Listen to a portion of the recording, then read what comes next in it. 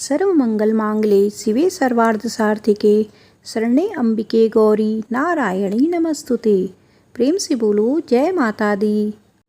नमस्कार दोस्तों, आइए सुनते हैं नवरात्रि के छठे दिन माँ कात्यायनी की कथा।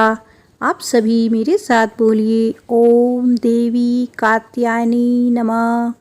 नौ दुर्गा के 9 रूपों में से देवी के छठे स्वरूप को देवी कात्यायनी के नाम से पूजा जाता है।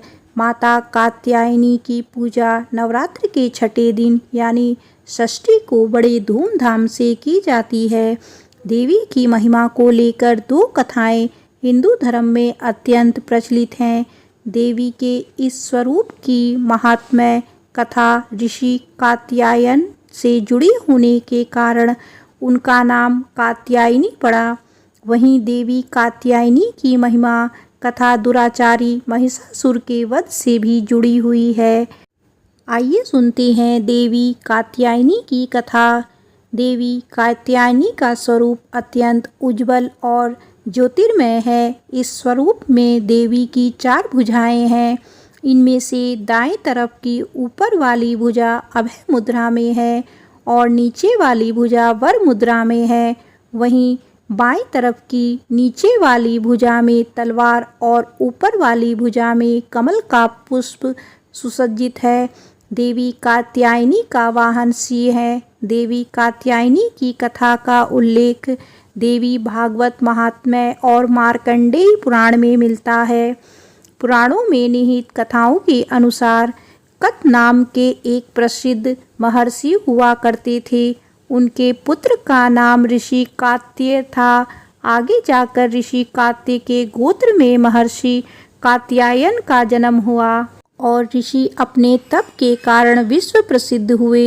ऋषि कात्यायन की इच्छा थी कि देवी भगवती उनके घर पुत्री रूप में जन्म ले, इसीलिए उन्होंने कई वर्षों तक देवी भगवती की कठोर तपस्या भी की।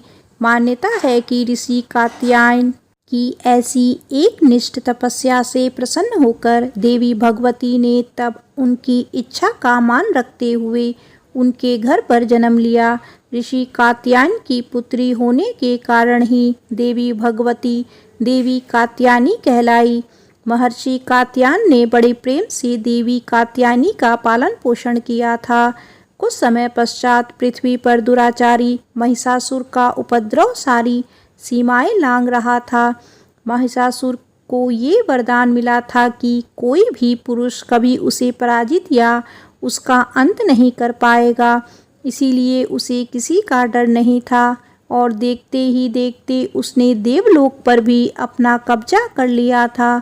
तब भगवान विष्णु, प्रजापति ब्रह्मा और देवाधिदेव महादेव ने उसका विनाश करने के लिए अपने अपने तेज से मिलित एक देवी को उत्पन्न किया।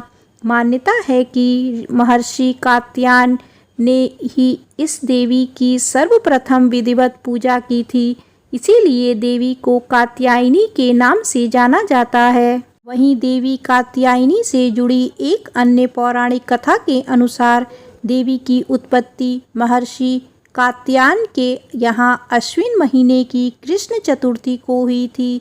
इसके बाद महर्षि ने शुक्ल सप्तमी, अष्टमी और नवमी तक देवी की अपने आश्रम में विधिवत पूजा अर्चना की और दशमी को देवी के इस स्वरूप ने महिषासुर का वध किया था। यही कारण है कि देवी के इस स्वरूप को देवी कात्यायनी के नाम से भी जाना जाता है। महिषासुर का अंत करने के कारण देवी को महिषासुर मर्दिनी के नाम से भी जाना गया है।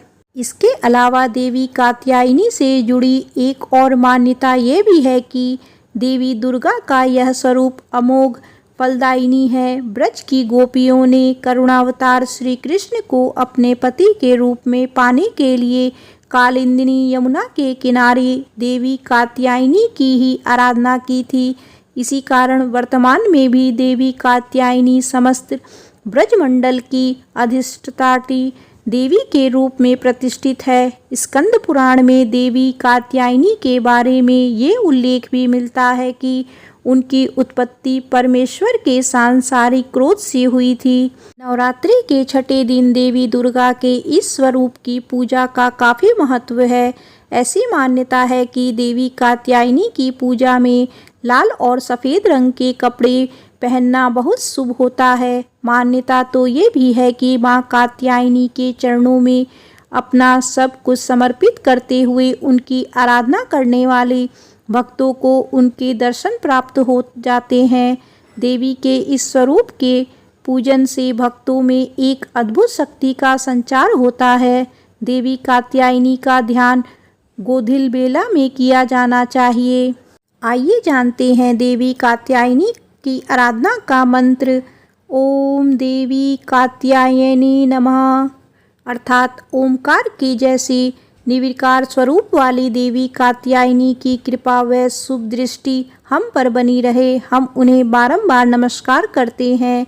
ऐसी मान्यता है कि देवी कात्यायनी को शहद अत्यंत प्रिय है, इसीलिए नवरात्रि के छठे दिन देवी कात्यायनी की पूजा में शहद या शहद से बनी चीज़ों का भोग लगाना चाहिए। देवी कात्यायनी के विधिवत पूजन के पश्चात महादेव की भी पूजा करने की मान्यता है।